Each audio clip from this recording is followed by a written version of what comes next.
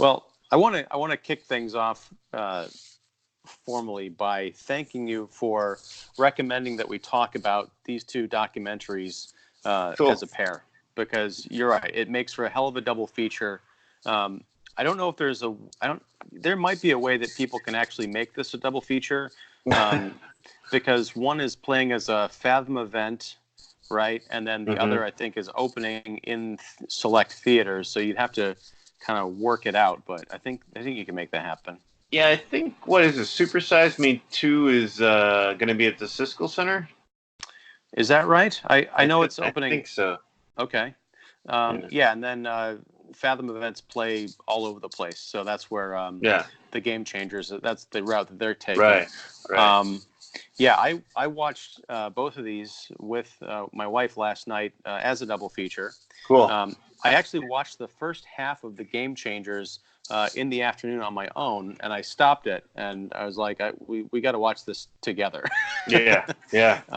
Because it's fantastic, and I think there's a big contrast between the documentaries, two very distinct styles and ways of approaching. They both kind of deal with food and larger issues surrounding food. But in terms of the way that you can present a documentary as entertainment, they're two sort of competing schools of thought, which I really appreciated, because you might say, yeah, I'm going to spend 3 hours watching two food documentaries, but they couldn't be more different.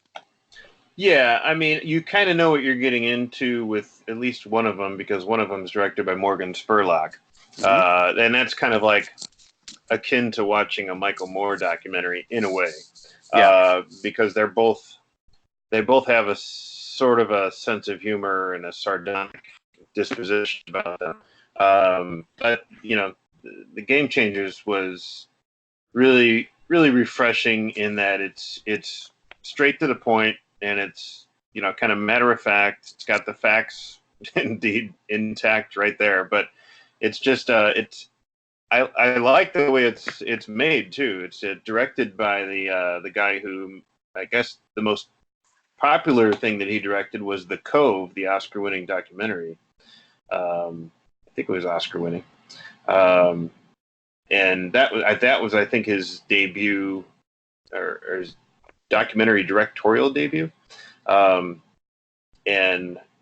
that, so I didn't know that right away, but I think for me the Game Changers was interesting just because I knew that there were. I guess we'll just, what do you want to talk about first? Which one? Does it matter? Let's talk about the Game Changers first. Okay. Because it's the documentary that I started with. Okay. And B, it's the one I think is the stronger of the two. Okay, cool. So I agree. Okay. Yeah. It's one of the reasons I was late jumping onto this call is because I was going back through my own history of written reviews, because I know I've written about Morgan Spurlock before. And it turns out I don't really like Morgan Spurlock. I'm not a huge fan, but I kind of appreciate his moxie. But sure. that's about it. I mean, Yeah, and we'll get into this later, but yeah. He's one of those frustrating filmmakers that every time I watch a movie, I love the premise. I like him as a personality for, like you said, his moxie. But I always come away feeling like, all right, this is a commercial for someone who's going to make a real hard-hitting documentary where I'm going to walk away having learned something, except maybe about stuff about Morgan Spurlock. So the Game Changers. When I saw the trailer for it, for the Fathom event, I was a bit weirded out because I thought this is really going to be an hour-and-a-half documentary about vegan athletes. Like, what is that? I mean, it sounds like an all right premise, but I don't even think I finished the trailer because I'm like, all right, I'll see this at some point. I'm kind of on board, but it just seems kind of one note. But James Wilkes' story and the way that the through line of this documentary, I think, is just spectacular. It's not something that we see that often in movies like this. I feel like we're getting towards the end of the year, And like every time I see a really great movie, I'm like, oh, this is going on the best of list. And this certainly qualifies. I'm in love with the Game Changers, yeah, I think it's really important. It's funny, I do have a criticism of it that's similar to the criticism I have for Super Size Me 2, which is that, and it's sort of a criticism I have with a lot of these sort of polemic documentaries that I think Michael Moore popularized, which is the filmmaker has an objective, and they really make a great case for their side, but there is a complete lack of balance as far as advocates on the other side of the issue, which I feel like if they just added another 15 minutes to this thing, they probably still would have made their points, because it's hard as an audience member to see another side to the cases that are being made. But there's one case in particular, which we'll talk about, in which someone who appears in the documentary, I know for a fact, has very different feelings about the idea of going vegan, but they're not heard from as far as being someone who's asked the question. Okay. So that's my high-level comment. No, that's good. Well, I really enjoyed it. I think it's put together really well. I'm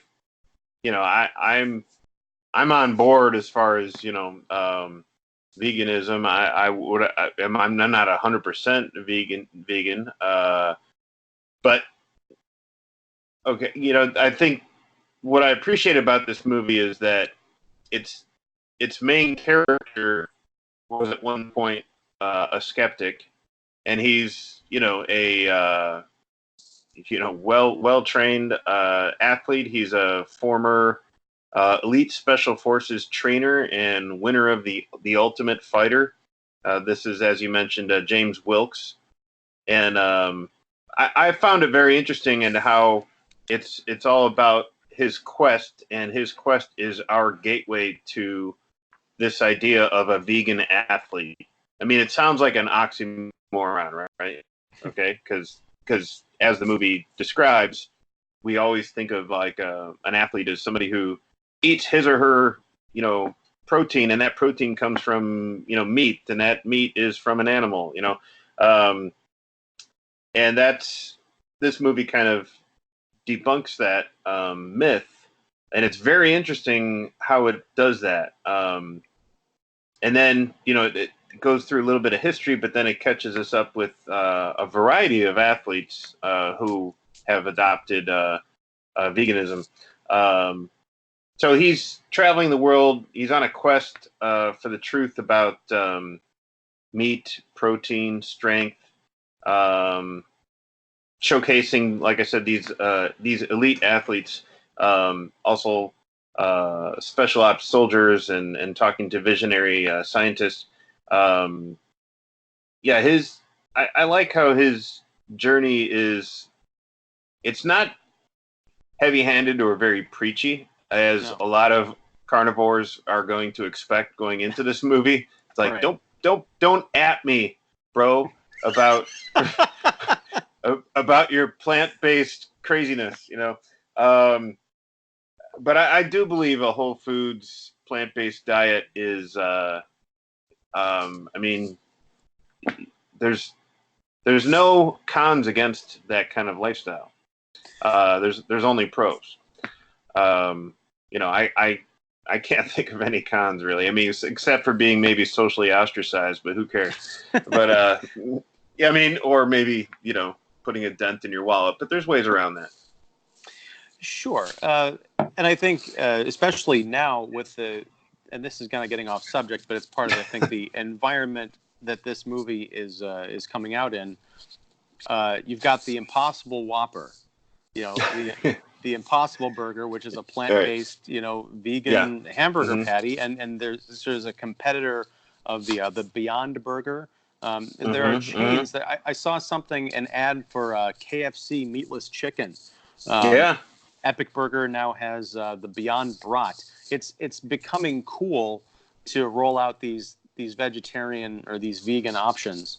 It goes beyond like a veggie burger or a black bean burger that they would, you might typically find at like a restaurant or a fast food place. Now it's, beyond meat and beyond. And a lot of people are already saying, it's like, well, if you're vegetarian or vegan, why do you have to have something that imitates meat? I'm like, this has been around forever. Forever. Like when I was growing up, I grew up in a certain Christian denomination that was heavy vegetarian, like pro-vegetarian. Like the conservative side of my Christian denomination was heavy vegetarian, pro-vegetarian, and in that you had imitation meat. And it wasn't always very appetizing. And, sometimes the imitation meat came, like canned, veggie links and stuff.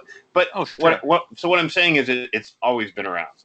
Now it's just talked about more, and there's a way to make money off of it a lot, a lot more. And more, it's become more socially conscious and apparent. And, I honestly, I mean, especially if you're coming from a meat-eating background and going into vegetarianism or veganism, a lot of people are like, well, why don't you just have your salad? I'm like, okay, I'll have my salad, but a lot of times what I used to like with my salad is some grilled chicken or something like that, and now I'd rather have that being, whatever, soy-based or, seitan-based. Yeah, whatever. It makes it, maybe it's a mental thing, but it provides my protein. But I can also get that from, the greens and everything, my protein. But it's just a preference, really. It's all it is. I mean, you can still get your protein from all the vegetables that you want to eat, or all the beans and stuff. And what I found it interesting about the Game Changers is how the reason James Wilkes went about this, excursion, if you will, is at some point in his, I guess it's his training his experience as a trainer, or I think he got injured doing MMA fighting or something like that. Right? He was. That is unclear. Yeah. He was injured while training with, I think, a future MMA title holder. He didn't say who it was, but he was in some kind of an exercise, and both of his knees got really messed up. And so he was on recovery for 6 months, I think. Yeah. And as part of that, he was, he was in physical therapy. He wasn't able to grapple or do any of the actual training. Right. But he did have time to do a lot of research, and he was trying to research diet. And this is what's really cool about this guy and elite trainers or athletes like him is they think about the full package. It's like, okay, if I can't actually get out there and compete or practice, I'm going to see what other avenues I can take to better my game and get back into the, onto the field, so to speak, which is looking at nutritional data and looking at the history of food and what can he do to, put in his body to get him back to full speed. And that's when he started reading up on like Roman gladiators and stuff, and finding out that a lot of them were vegetarian, and then talking about other elite athletes in different fields. And that's, as you mentioned, where we start going around the world and seeing these different athletes. And one of the things I dug about this film is, I'm not a sports guy, so there are a few athletes from, major like football teams that we meet that I probably should know, but that I don't. But there are a lot of athletes from sports, like Olympic women's cycling. Like there's that one guy, I think Paul, the giant dude who's like the big weightlifter dude. Oh, Patrick Baboumian. Patrick, sorry. I called him Paul. That's all right. Yeah.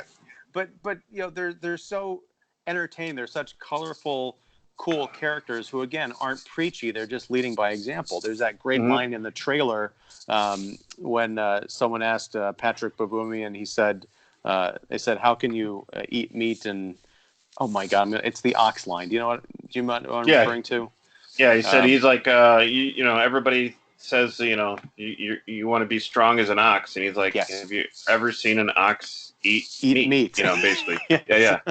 Yeah. What do ox eat, Right. And so the documentary really digs into the myths surrounding food, how a lot of it was based on either early science that was later refuted, but by the time it was refuted, it had all been wrapped up in this sort of cross between government standards and marketing, which is kind of disturbing.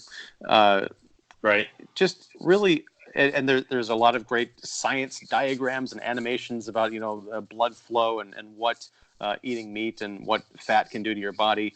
And I love that Wilkes's story overlaps, just his own personal journey of trying to get back up to speed overlaps with issues of his father's declining health and trying to convince him, coming from a town in England that's known as like the food capital of that region or something, that he's got to put down the bacon and milkshakes and and get with the program.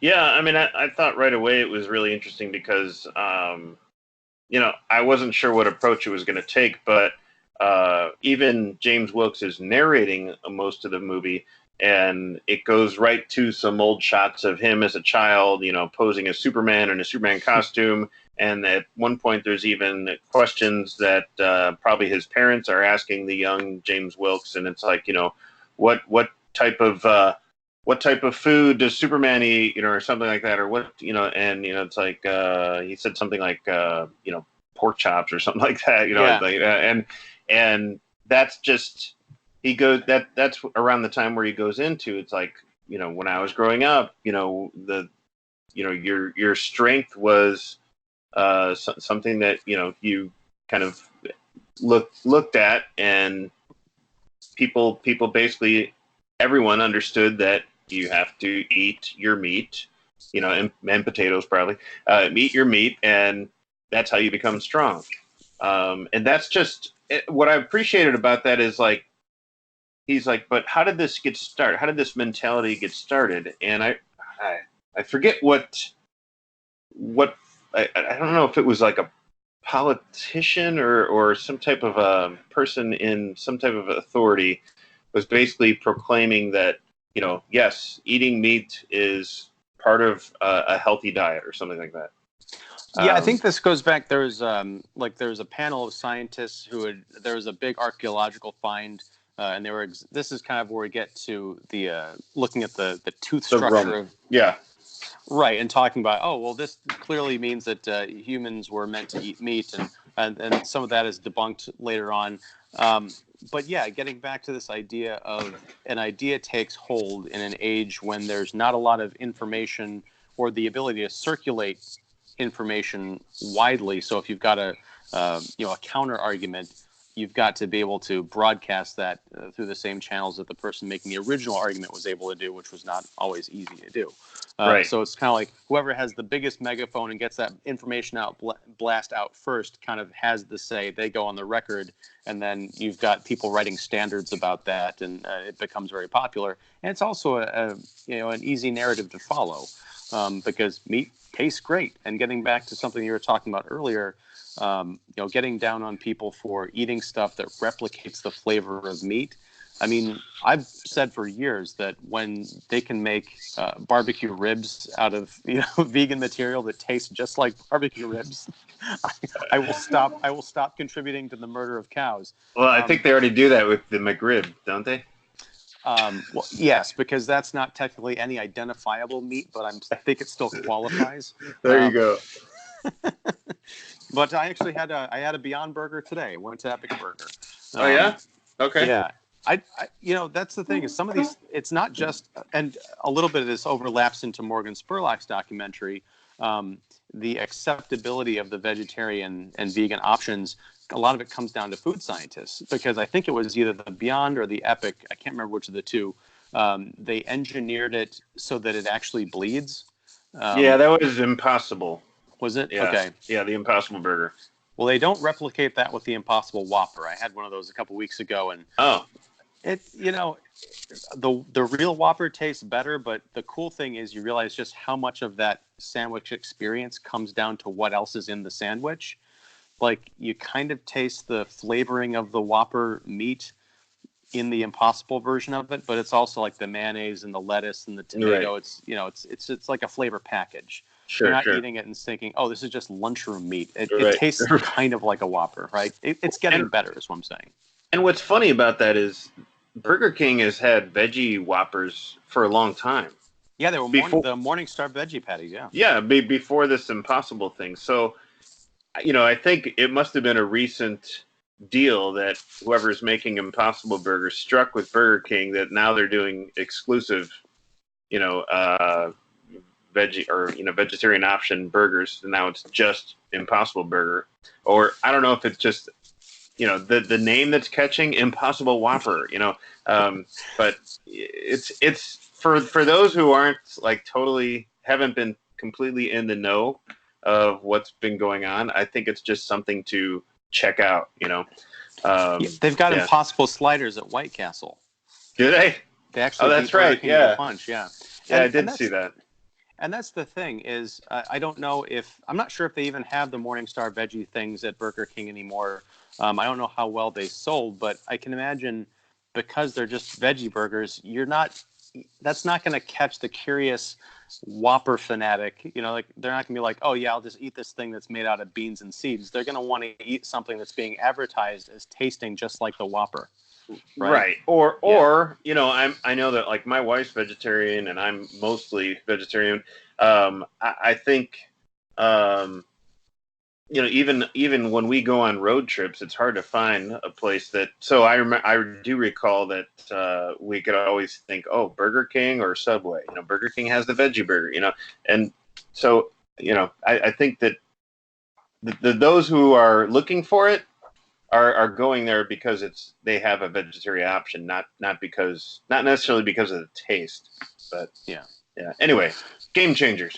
I think what I was what I was glad to see is that here was a movie that was focusing on and I knew that there were vegan athletes out there, but here's a movie that's just kind of focusing on a variety of different athletes, and by different I mean like different types of sports, male and female. There's a good balance of also there's a good balance of those who transitioned, kind of like what Wilkes is doing, and transition from meat eating to veganism. There's that football player that you mentioned. I forget his name.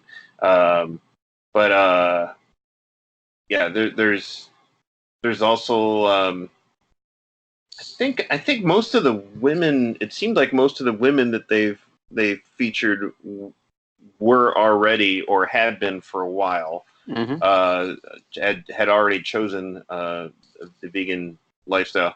I also I like the times that the director chose to spend with these athletes, and we get to see like what they're actually doing, especially like when we're watching kind of like ultra runner Scott Jurek, and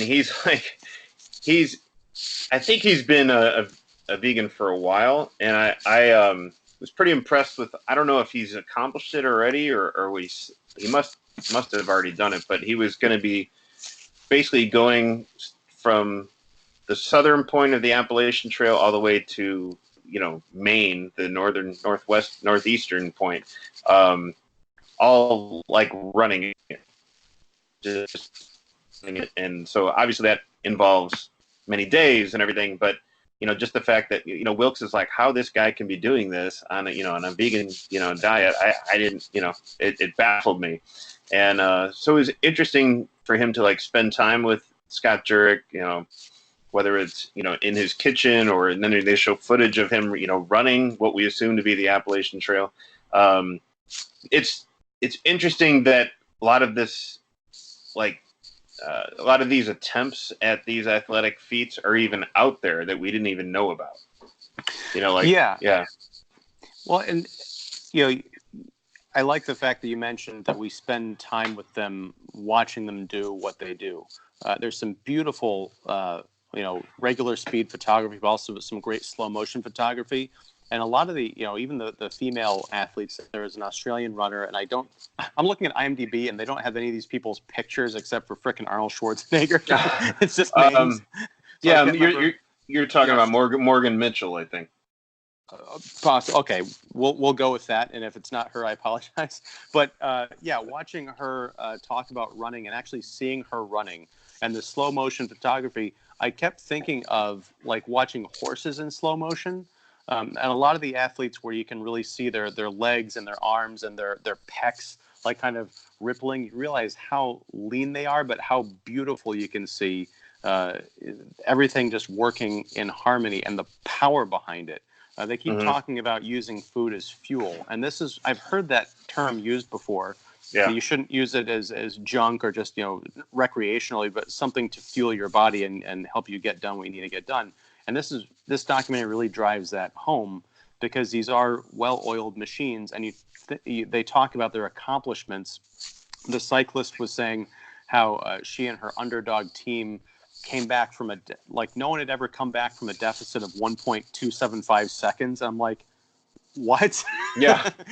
but then her team came back and they won it by like a 0.002 seconds or something like that. It's just bonkers. And you really do get that feeling of being proud for people that you've never met by overcoming a lot of personal odds, but also the odds of, this sort of bias for meat in the athletic world.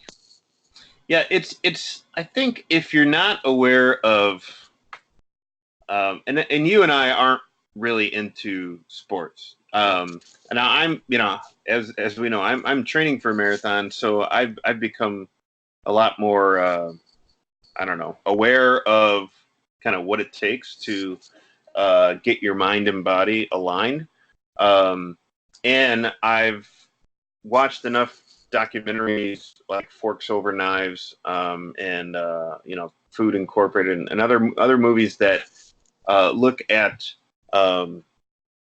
lifestyles that probably aren't that popular but are good for you. And I've heard the food as fuel line a lot, even in this program that my wife and I adopted called Bright Line Eating. It's used a lot as, it's hard to get away of the concept of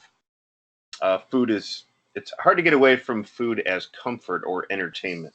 And it's easy, you've heard of emotional eating, and we're all subjective to it.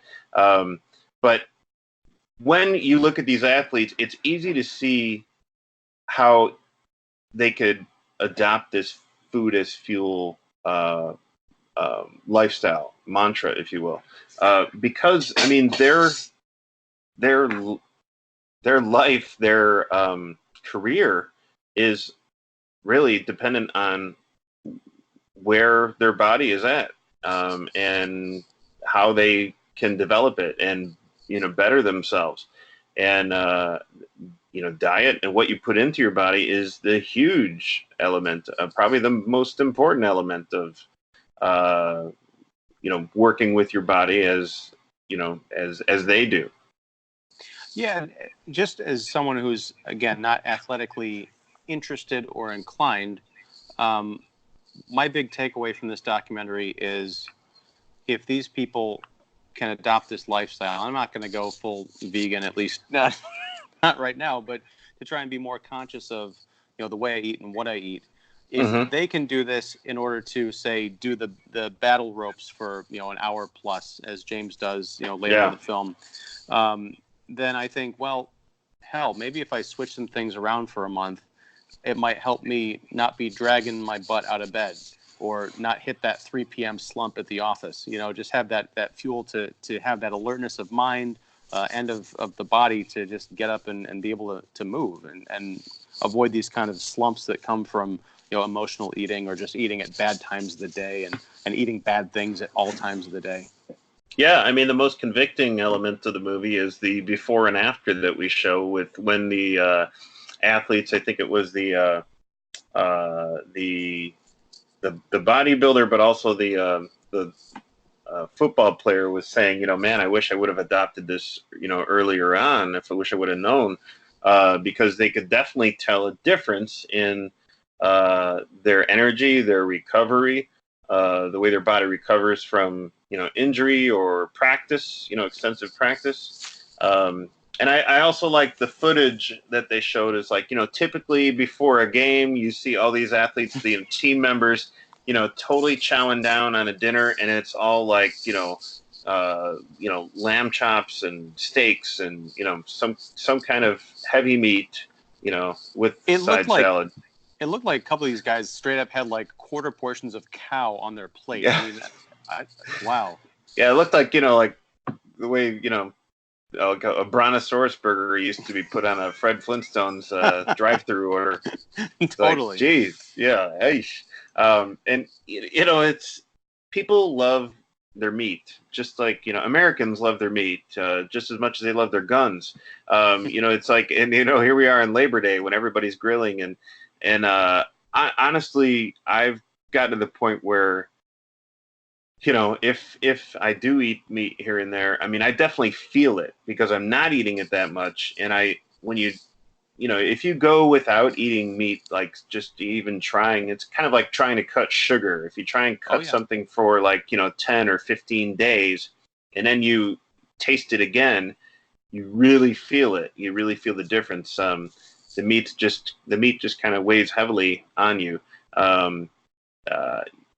Again, I know what it's like to, try and go 100%. And I know what it's like to get preached at. So I'm just saying that I've felt, benefits of just relying on either, imitation meat or no meat.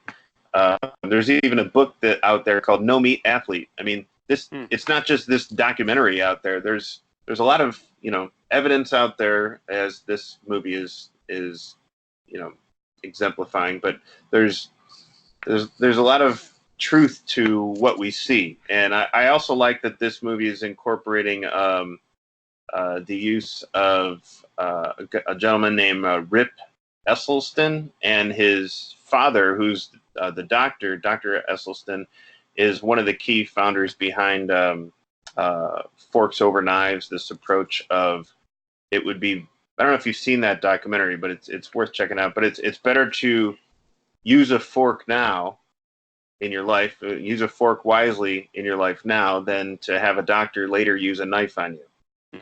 Mm-hmm. And that's all about the differences between eating meat and dairy, and what that does to your body. This movie kind of touches on how that we were kind of never really. It's not that we're never meant to eat animal meat. It's just that this myth of the protein is coming from animal meat, and there's a very interesting animation, kind of sequence of like, look, the animals are just a filter from what we're getting. I mean, we're getting the protein from like grass and dirt, and they're eating that, and then we get the benefit of that through the meat. It gets filtered. So if we're just eating the plant-based foods, or vegetables and fruit, then we're going to get the same benefit that these animals are getting instead of going through the animals. Yeah, it's fascinating, and I want to get to before I get to my point I was about to make, I do want to say I do love that this movie is not preachy, but it also offers a number of different ways in for the audience who might be skeptical. You could try going full vegan and just go hardcore. You could do the Meatless Mondays, as they briefly profile Arnold Schwarzenegger, who, when I saw the trailer, I'm like, oh, he's just going to be all over this movie. He's not. It's a very cool little segment that he's in. But there's also a great challenge where I think it is Esselstyn. Maybe it's Rip who's talking about with the firefighters, right? Yes. He gets a group of it's like a New York City firefighters, is it? Mm-hmm. And gets them in a room. They're like there for a seminar, and offers them a 7-day challenge of going, vegan. And they buy them all the groceries, and they do everything except actually prepare the food for them. Mm-hmm. And they bring these firefighters back, and the results are just staggering in terms of their health levels. And you see a lot of these people who are just veteran firefighters who had never really given a thought to. I think the question that he asks is like, what's the number one killer of firefighters in the line of duty? And it's heart attacks. Yeah. And I think a lot of people were surprised by it. I was surprised by that, honestly. Right. So, but for the audience member who's like, I'm not going to turn my life around. I like my Whoppers too much. There's this idea of like, okay, just take 7 days and just try it. and see if you feel better. See, maybe if you want to go back and do the other stuff for the rest of your life, you can do it, but just, give it a shot. The one thing I will say is earlier this year, and I've obviously fallen off of it, but I went on the ketogenic diet. And it was, I saw some great results, and I have, fallen back into some bad habits, but I do also incorporate a lot of what I learned into my daily diet still, and I have noticed a difference. But the keto diet and the idea of the what they're espousing in the Game Changers are kind of at odds, because keto is very much protein, and they do advocate eating animal protein, lots of eggs, lots of meats. And one of the people in this documentary that I alluded to earlier, who is an advocate of meat eating, not necessarily keto, although he's done it, is Joe Rogan. He is not listed by name, but if you know anything about like UFC culture, you see him briefly. He's the announcer who is my God, what's the guy who took down Conor McGregor? That's gonna bug me now. It's hang on. Jesus, they don't even list him in the credits here. I don't think so. I don't see it. Oh wait, yeah, they do. It's just like further down. Is it? Any UFC fans out there listening to this are just going to be screaming right now. Nate Diaz. Yeah, I knew it was a Latin name. Yeah, Diaz. So when Nate Diaz upset the UFC world by beating Conor McGregor, Joe Rogan is like, "How does that feel?" And or are you surprised or whatever? And he had a great, very colorful response. But Joe Rogan, who has a very popular podcast, he talks a lot about hunting and eating meat. He's a very kind of like environmentally friendly hunter, as it were. Like he eats meat, but it's only the stuff that he kills himself. But I think he would have a lot to say about this complete, almost religion of going vegan and plant-based. And that's where I have some questions or qualms if you were to take people, not necessarily from the meat industry, because I know exactly where they're coming from, but people who are perhaps advocates of the ketogenic diet talking about, well, what do you say to the idea that you can get all the proteins you need from plants? What's your argument for eating meat and all that? I know that's not exactly what this documentary is about, but again, it'd be nice to see balance, because I know there are going to be people in the audience who may be very much convinced, or at least brought somewhat on board by this idea of, oh, that stuff about meat is all about marketing and stuff. But they might be sitting there thinking, is all meat really that bad for you? And I've seen people on this keto thing, they look great and they say they feel great. Like, can it really be that bad? And maybe it is, but we don't really see that. Yeah, I mean, I don't necessarily think that on the keto diet that it's, because I do believe with the keto diet, you're also staying away from sugar, right? Mm-hmm. And you're staying away from, I think it's more about the things you're staying away from. I don't think eating like tons of eggs and tons of meat is good for you. But I think where you're seeing the results probably in a keto diet are the things that you're not eating, because you're taking that sugar and I think a good degree flour away from your diet. Yeah. I mean, no carbs, no sugars. I mean, they're very similar approaches. Yeah. It's just that when you're talking about the method that Wilkes is advocating, you're talking about going completely plant-based. Vegetables, probably some. I think there's fruits in there, natural sugars. But even that in keto, you can't do that because you're supposed to cut out all forms of sugar. And I think to me, the keto thing really reminds me of the Atkins diet, which was huge in the early 90s, where it was like, go crazy on your bacon and eggs. I never really thought that was the best thing for your heart or cholesterol, but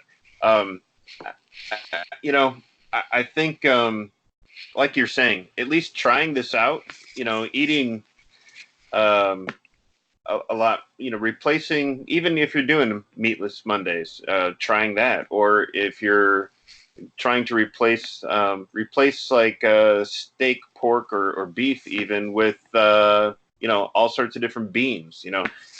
Something to try out. I mean, it sounds ridiculous to people. It's like, why would you want to do that? Well, why not at least try something like this, because the results are there. And I think, going to your point about not having maybe a balanced counterpoint, I think maybe because there really isn't a balanced counterpoint. And if they did have some counterpoints of, carnivores or meat athletes, I think that it would support the point of this whole, documentary, that the results just aren't there. The statistics and the scientific results just aren't there. But they're not pointing towards a carnivorous, diet, in at least in the benefits of it in an athlete. Well, that may be true, but are you saying that because you know that for sure, or because the evidence as presented in this film is so convincing? Well, the evidence that's definitely presented in this film, but also the evidence that I've seen in, other documentaries and other articles, especially of those who've gone from, meat eating to, a vegan diet, or at least a vegetarian diet. From what I've read, from books I've read, from articles and testimonials, I just don't think. I think it would have benefited a little bit from having that kind of that perspective, but I don't think it would have necessarily tilted anywhere towards meat eating. And that's just my opinion. But I think that I think, to me, all documentaries do definitely have that lean of what their goal is and what their approach is, and sometimes they're more successful in doing that than others. And a lot of times I don't really feel the need of something that's really balanced, just because I know where where a certain documentary is going anyway. And it's I don't know. I mean, sometimes it helps to have a little bit more facts, and intelligence behind both sides. But a lot of times I just see where the documentary is going anyway, and I just go with it. It's not even on my mind. Sure, but I guess my follow-up to that would be, do those tend to be documentaries that you're watching that you naturally agree with anyway? Or because if you're watching something that is very entertaining and very compelling, that presents a story that you can easily jump on board with and give you facts that you feel you can go and evangelize to people, that's great, but that's also, characteristic of propaganda. That's the thing. Sure. And that's a lot of what I'm looking for, particularly in documentaries, is what if I were someone who is absolutely not on board with what the filmmaker is trying to tell me? Where is my point of view represented here? Or is this just, you're wrong, you don't have a leg to stand on because look at all my wonderful facts. Yeah. How is this supposed to win somebody over? Right. I get it. And a lot of times documentaries are indeed, preaching to the choir, and that's part of the reason that a viewer is, signing on to watch the thing, is because they're already kind of sold on a certain perspective. But yeah, I don't know. I mean, I think it goes to a matter of, a lot of times we watch documentaries for a specific reason to begin with anyway. There's either an interest or in the subject. Oftentimes there may be documentaries out there that I have no interest in the subject whatsoever, but I'll still find them interesting, and I don't even care about the perspective of both sides, because it may be a subject that I'm not even interested in anyway. But for some reason, this documentary just kind of, I don't know, kind of, it becomes something that I get absorbed into this world, and it's somewhat of a gateway. Like whenever I watch documentaries about fashion or fashion designers, there's a lot of them out there, and sometimes I have to like draw the line. It's like, okay, I've seen enough for the year, but sometimes I'll watch them, and they take a certain perspective that's interesting to me, and I'll be able to, you know, I don't want to say tolerate it, but I'll be able to get interested in it. Whereas it's kind of, you know, I would normally be surprised that I would even be interested in like a fashion documentary. And so, yeah, I guess when I'm watching that, I don't think of like some kind of like, you know, alternate side to provide some kind of like a balance to it. I just go with it. Mm-hmm. Yeah, I don't know. So I guess it depends on the subject, maybe. Sure, I think there are many different kinds of documentaries, but when you're dealing with something that is inherently political and cultural, as you know, is food and industry and marketing and that kind of stuff, I think it might be a bit more important. I mean, the counter to the opposite side of this coin is pretty much any documentary by Dinesh D'Souza. He's the one who makes like, you know, Hillary's America, the secret history of the Democratic Party, and you know, Obama 2012 or whatever, you know, the end of America, that kind of a thing. You know, I've seen at least one, possibly two of his movies, and they do make very compelling points based on just the way that they're presented. Whereas if you didn't know anything about politics, you could sit there and be like, oh my God, I didn't know that Hillary Clinton had people murdered, that kind of a thing. Right. Well, look at all these facts.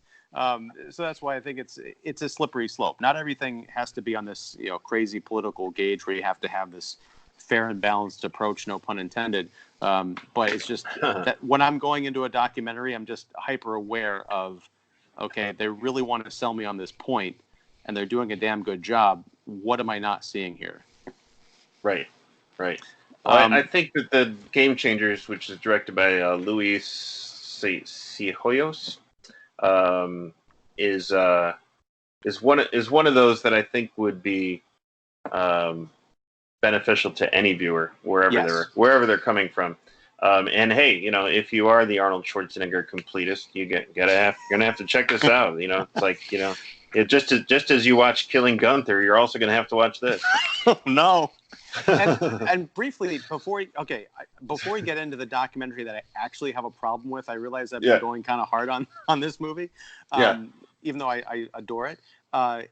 It is a Fathom event, and I really think that even though it's a documentary about food, that it is really worth like leaving the house and paying the $15 or whatever to see this in a theater. I mean, I watched it on my TV. I'm like, this is inherently cinematic stuff. We already talked about how great these athletes are, you know, in their prime, in their element. But just, it's a great story. It's a wonderful movie. And I think sometimes Fathom events get a bad rap. It's like, oh, it's just this one thing that's being, you know, why is it only playing 1 or 2 nights in a movie theater and then disappearing? It must not be worth my time. I think this is very much worth people's time. And I'm kind of bummed that it's not getting wider play. I think it's just showing Monday the 16th, right? That's probably right, yeah. Yeah, I would. When I was watching, I was like, man, I want to take a bunch of my friends who are like, you know, athletes or into, you know, bodybuilding and stuff, and just, you know, hey, it's my treat or whatever, you know, or let's all go to a barbecue joint and then go to this movie, you know, you know, it's like, let's go try out Chick-fil-A or Popeyes and then go to this movie, you know. And I also like the posters, kind of funny because it's just this like kind of like ripped, you know, forearm and fist, and the veins are kind of like green, and you know, being the comic book guy, I'm like, is this guy turning into Swamp Thing or something, you know? But hey, you know, it's got some names behind the movie as far as executive producers are Arnold Schwarzenegger, as we mentioned, and Jackie Chan and James Cameron and Susie Amos Cameron.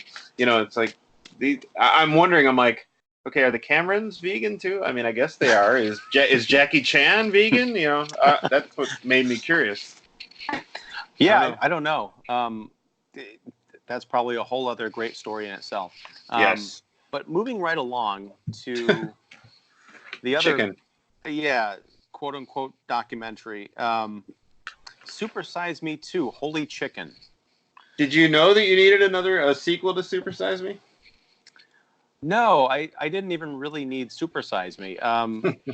That's a movie that I feel like I was reading back on my what I thought about Super Size Me when I saw it years ago.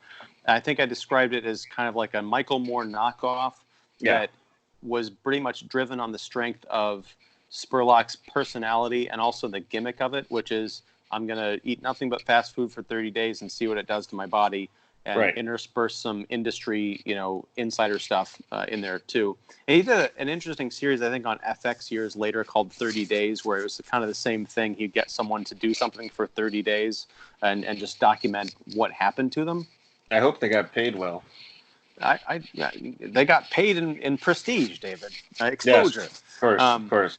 But Spurlock has done a few other documentaries that I've found kind of questionable. He did one about Comic-Con.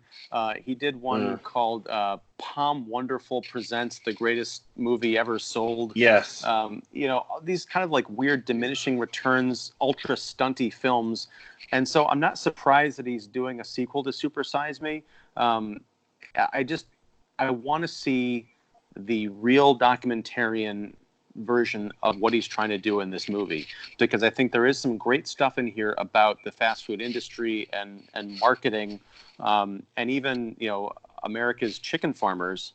But it's another case where I need to see a bit more balance. I need to see a bit more perspective from people who aren't just mad at big chicken.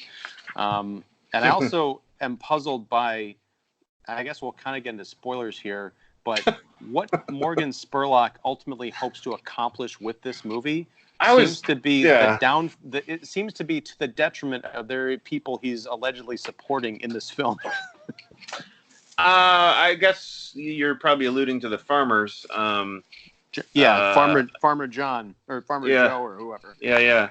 I was, as I was mentally preparing for this episode, I was intermittently fasting. No, I was thinking, I'm like, all right, I know what we're going to talk about with Game Changers. I mean, that's pretty obvious. But as far as thinking about Super Size Me 2, Holy Chicken, which is listed as a 2017 documentary, just being released now. I think it was at Toronto in 2017. Anyway, I was thinking, I'm like, all right, I'm sure I have an idea of what we're going to talk about here, but what was actually Morgan Spurlock's goal here? And I understand a lot of times his goal can be found in his approach. And his approach is kind of, he thinks he's very charming and charismatic.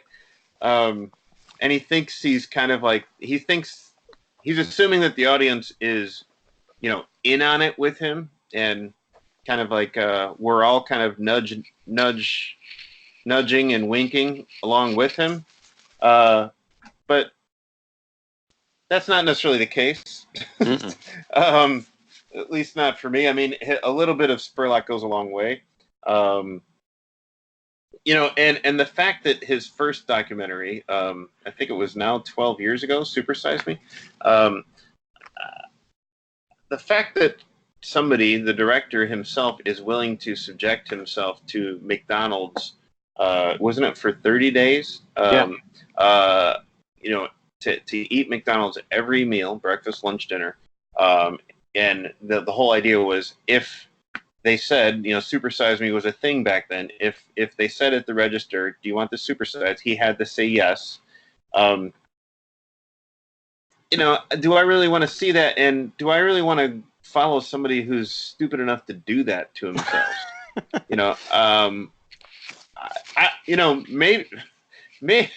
Maybe there are people out there who, eat McDonald's nonstop. Maybe back then, yes. I don't know. And I feel sorry for somebody who's doing that. But it just, for that to be his first documentary and kind of our introduction to Morgan Spurlock doesn't really bode well for the guy. So that's, of course, his next movie was Where in the World is Osama bin Laden? I'm like, what? Yeah. It's like, what is this guy going? But then for it to be a movie called Super Size Me 2, Holy Chicken, I wish this movie was just called Holy Chicken, because it really has nothing to do with being supersized or me, being Morgan Spurlock. I mean, it has more to do with, in a way, I could see how this is a sequel in the fact that he's now wondering, hey, I did this documentary a long time ago, and you may remember me from that. So let's check and see, has the fast food world changed at all? Is it indeed healthier? Now, there's certain aspects of that follow-up to that question that I found interesting, is that, okay, now a lot of people are thinking that fast food restaurants are healthier because of the way they look and what they're serving, and how things are worded.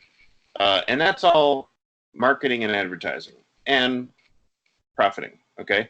Of course, in the end, that's what it's really all about, is the dollar, okay? Those restaurants aren't really concerned with your health or well-being, just as they're not really concerned with the farmers that they're getting this this meat or this food from. They're concerned with making a profit, and that's pretty much it. But what I found interesting is that the whole gimmick here is that now he's looking at the fast food industry from behind the register, not on the other side where he's stuffing his face with this food. He's now supplying. He wants to experience what it's like to provide this food to the consumer and what it takes to do that. That approach is kind of interesting, and he's honing in on the chicken sandwich, which is interesting to hone in on. I mean, if you were to ask somebody if McDonald's or Chick-fil-A or whatever is healthy, the first thing they're going to say is, well, there's salads on the menu. I like the salad from Wendy's, and I get grilled chicken on it, and I get a vinaigrette instead of ranch. It's better for me. Okay, yeah, sure, but you could also do that on your own too. It's a matter of convenience. But he doesn't go that route. He's not providing like salads to people. He's I can't decide how he arrives on chicken. I think it's because of the people that he asks on the street, or he's looking at the most popular item in fast food. Yeah, he meets with some different consultants when he sets out to go on this quest, and they talk about the popular menu items, and also he's setting up shop in I think it's Columbus, Ohio, which is known for like the food test capital of America. It's like where you're going to try some crazy cockamamie food franchise or idea, you go to Columbus and set up shop. So I think he wanted, to stand out. Like if it's just Morgan Spurlock's burger joint, that's there's a million of those. But yeah, the whole conceit of him opening up a fast food restaurant, I'm kind of on board with it because of some of the places that it goes. But also at the end of it, I don't believe that he's going to be a restaurateur now. I mean, he kind of alludes to that at the end of the film. Like, no, you're not going to franchise this thing and become a crusader. You're going to go find some other cute niche topic that you can put yourself into and make a movie about it. Right. I hope I'm wrong, because that would be kind of cool to I did like the aesthetic of the restaurant where he's putting all the facts and the things that he's learned on this disturbing journey up on the walls. To me, the half of this movie, the fascination is when he's talking to marketing consultants, talking about how customers are constantly being manipulated about what they eat, to the packaging, to the aesthetics of the places they're eating at. Why is this called Super Size Me 2? Because it's about Morgan Spurlock in the movie that put him on the map. Yeah. One of the bits of manipulation that I didn't really appreciate is when he and these two ladies who run a food science outfit, where they concoct they have these test kitchens where they concoct the latest greatest things all the franchises are going to be putting on their menus. They go out on a hunt for fast food chicken sandwiches to see what the competition's doing, and they go to all these different places: Chick-fil-A, Burger King, all that. And then later, he's with the two marketing consultants, and they make a big deal about, this is the first time I've stepped inside a McDonald's in 12 years. We're supposed to believe this. He hasn't gone to McDonald's since Super Size Me. And he seems to notice, oh my God, this place looks different than I remember it. So I can understand not going to a McDonald's, but not having noticed the facelifts of the restaurants, going from the clown castles, as they call them, to these weird, new modern art kind of installations. Yeah. And on top of that, I'm asked to believe that when he's going around Columbus, Ohio with these food test kitchen people, he goes to every fast food restaurant to try the chicken sandwich except McDonald's. What is that about? No, doesn't he eventually go with those two guys to McDonald's? That's what I'm saying, but he goes there after he goes on this trip to get for the market research with the lady chefs. Oh, right, yeah. So it just, maybe that's true, but it just seems like a big oversight. Like, oh, I'm going to go check all the major fast food competitors. I'll just skip the Golden Arches for now because that's going to be later in the movie. It just doesn't make any sense. I do like when he ordered the Burger King chicken sandwich. That kind of cracked me up when he pretty much. And I used to eat those when I was younger. I mean, I used to go with my grandfather to Burger King, and we used to love those. Those are the elongated chicken. And when you think about it now, it's like, gosh, you don't even know if it's really chicken in there. It's just a breaded, it's like a breaded long john, like a breaded cutlet. and so he opened up one end and then opened it up even further, and he could stick his 3 or 2 fingers in it like a mitten, because it was all hollow inside. And those are the moments that I actually appreciate Morgan Spurlock's disposition, is because he's like, hey guys, look at this, come on, don't you have any curiosity about what you're eating? And this goes back to what we were saying, talking about with Game Changers, is nobody who's ordering a chicken sandwich from Burger King is thinking food is fuel. They're thinking this tastes damn good, and I've liked this forever. It's basically comfort food. I know how it makes me feel, how it makes my brain and emotions feel. I'm not paying attention to how it makes my body feel. So that is, I also like on the street when he's talking to people about, okay, if there's something healthy on the menu, what would you order? And they mention a chicken sandwich. Okay, well, would you order it grilled or fried? And the one guy says, well, my brain would tell me grilled, but my body would tell me fried. And well, why are you doing that? I don't know. And it's because of, I guess, and this isn't the type of documentary, but I guess that talks about the psychology of our approach to food. If it tastes good and it makes me feel good, I want more of it. And that's what the brain is saying, is like, I want more fried food. I know fried food is bad for me, but I'm going to keep eating that. Should I get a side salad with this burger or French fries? Heck, I'm getting the French fries. It makes me it makes me feel better. And that's what I typically have had all my life. So this isn't the documentary that gets into what is happening in the brain when it comes to food. It's just a matter of it's going into specifically the chicken sandwich and how it's usurped the burger pretty much. Even though there's a lot of burger joints like Epic Burger and Shake, was it Shake and not Steak and Shake, but it's Shake Shack. Yeah, Shake Shack. Yeah. And you could even consider, Steak and Shake. But I wasn't too surprised when one statistician said that the chicken sandwich is being sold in America, I think it's over 1 billion or something like that. chicken sandwiches are being eaten, and it's primarily the crispy chicken. We're not saying the F word because we can't. We're replacing fried with crispy. And what's funny is I came home one day and I saw a coupon from Culver's that said fried crispy chicken sandwich. They use both of those words, so they're just bold enough to go that far, Well, I have had some soggy fried chicken, so yeah, it's good to put the crispy on there. That's right.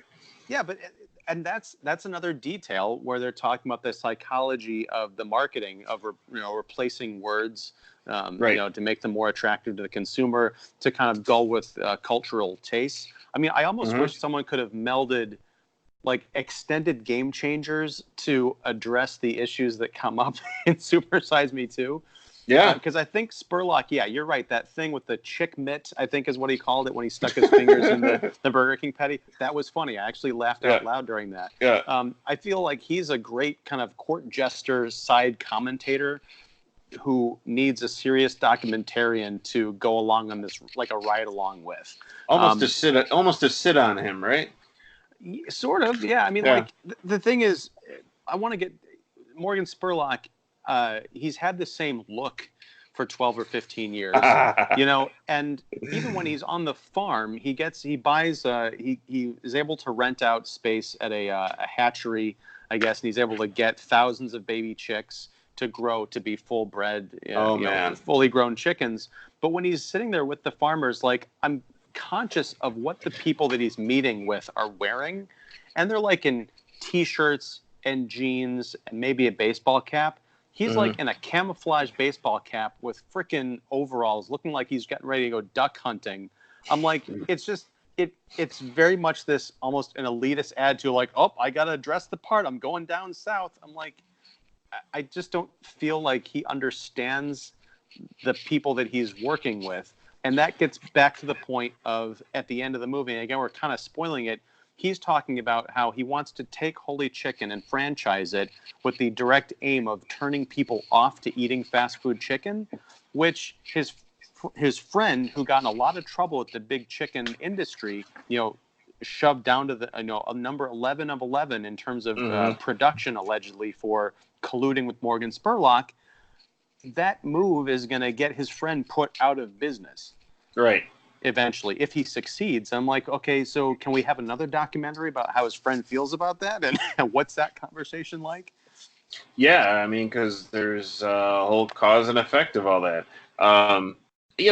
As far as the whole, acting and looking like a good old boy or a farmer, I mean, I think that's probably not too far from his roots as a West Virginian. He's had this kind of like thin, handlebar mustache, and this look about him, and seeing him in like a camouflage hat and overalls or whatever, it didn't seem that jarring or odd or eye rolling to me. It wasn't. It wasn't when. Yeah, it wasn't when he first popped up wearing that. It's when they keep going back and revisiting the farm and seeing him working with these people. I'm like, no one else is dressed like that.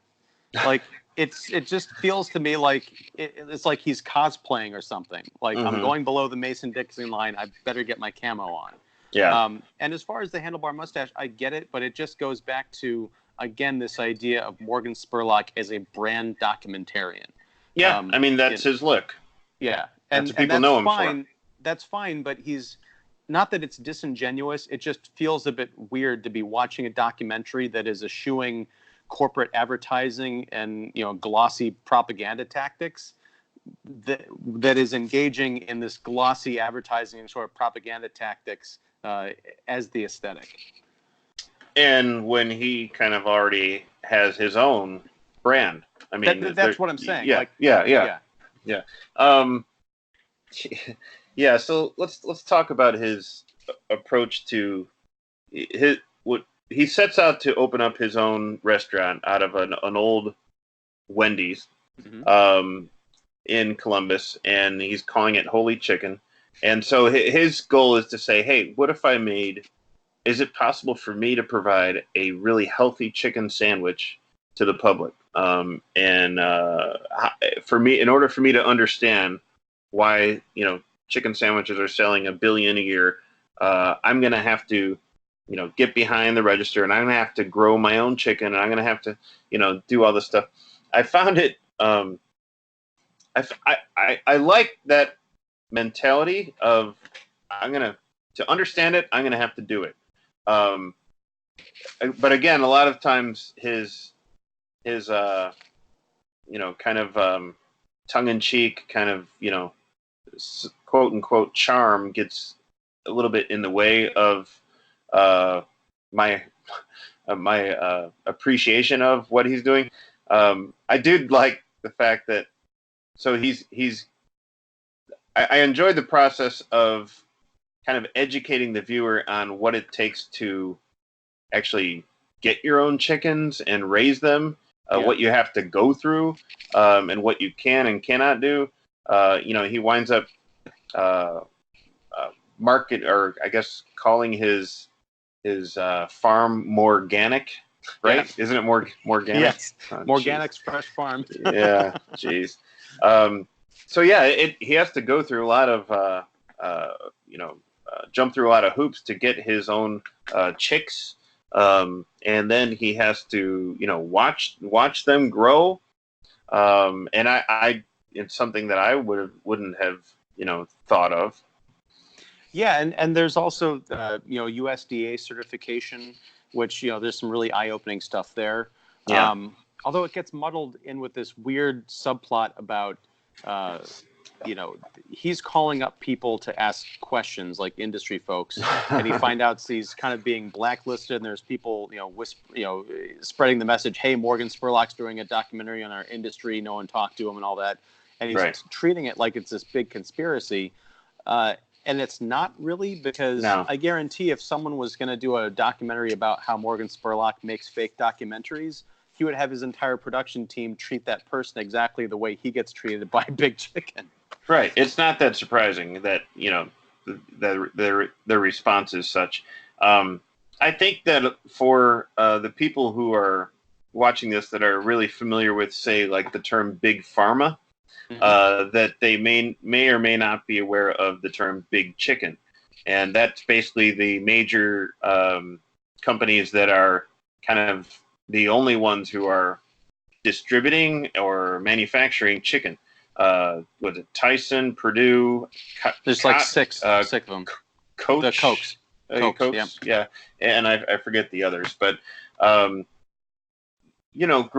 I don't know about you, but growing up, you see these commercials by Purdue and Tyson, and they're all promoting like there's like families sitting down and eating at the table, and it's all promoting like a content, lifestyle with providing the best possible product. And we've also seen, whether it's, documentaries or TV specials on the treatment of animals in these places, about how they're confined spaces, and there's a bunch of chickens that are in tight quarters, and if you put a bunch of humans in tight quarters and all you did was feed them, they're going to get abnormally big. And there's a couple of scenes that are just kind of jarring to me in that sense of, he's kind of figuring out what cage-free is supposed to be, like the term cage-free. And I think it might have been the USDA or the Chicken Association or whatever it's called. They are defining what, cage-free means, and it may not mean what a lot of people think it means. To a lot of people, cage-free think, oh, these chickens are just roaming. There may be a fence somewhere, but they have this whole area to just graze. But in essence, there's a minimized kind of like a location that they can be exposed to fresh air or just sunlight, and it's really pathetic, actually. Yeah. And there's also a really eye-opening chicken autopsy scene towards the end. There's all these stats about chickens dying of heart attacks, and there's a certain amount, like it's a good sign of a healthy chicken crop if they're dying of heart attacks, or some of them are. So there's some really serious, hard-hitting stuff in here buried in along with all the nonsense, and I guess that was my frustration, is I wanted to just filter out the nonsense and focus on the hard-hitting stuff. I think that he should have just called this movie Big Chicken at some point, or he called his restaurant Big Chicken as sort of a middle finger to. I think he called it Holy Chicken, right? Yeah, he called it Holy Chicken, which I guess it's supposed to be like an expletive, like Holy Chicken, but to me it's like, what is it sacred? I don't know. But I think if he had just called it Big Chicken, it would have been a middle finger to the industry. Yeah. And also, just it's a big catchy name, like, ooh, I'm going to go here and get a big chicken sandwich. But I don't know. It's kind of a mess of a documentary. I'm glad I watched it and I learned some stuff. But I also learned that Morgan Spurlock, or I guess reaffirmed, he's not my favorite documentarian, and I'm appreciating his shtick less and less. Yeah, I'm appreciating it less and less. I'm tolerating it less and less. I don't know. Again, I don't know who this documentary is for and how it's supposed to, where it's supposed to point people towards, or just if they're supposed to have some better awareness when they're in the drive-thru. I don't know. It's not going to necessarily stop people from eating chicken sandwiches because of the numbers are there, and I think that there's been other documentaries where we see how chickens are treated and what's being done to chickens in order to get them in between buns, and I don't, that information has been provided before, and I don't think that would be swaying anybody who's happens to be getting that with a Coke and fries. Yeah, I feel like there needs to be, if there was a bridge piece between this film and the Game Changers, you could almost start off with Super Size Me 2, have a bridge piece talking about, well, how are everyday Americans supposed to think about their food and possibly wean themselves off of it, and then work your way into Game Changers, which sort of offers a path forward and an incentive. Like, you could do really great things for your health and also become a superstar athlete, if you just forget about all this processed meat and propaganda. So yeah, that's why I think I still maintain this is a strong double feature to go into, because you get a more whole picture than either movie I think is capable of delivering on its own. Yes, whole, facts-based. Yes. I'm glad we talked about it, and I like that there's documentaries out there like this, because again, I know that there's advertisements out there that don't want you to believe what these movies are presenting, and it's easy to be swayed by what's being advertised, and when your willpower level is down, it's easy to make that decision of, like, you know what, instead of going home and making something, I'm just going to drive through, or whatever. We've all gone there and thought this, but hopefully movies like this will actually help you to make that decision a little, make a wiser decision, I guess.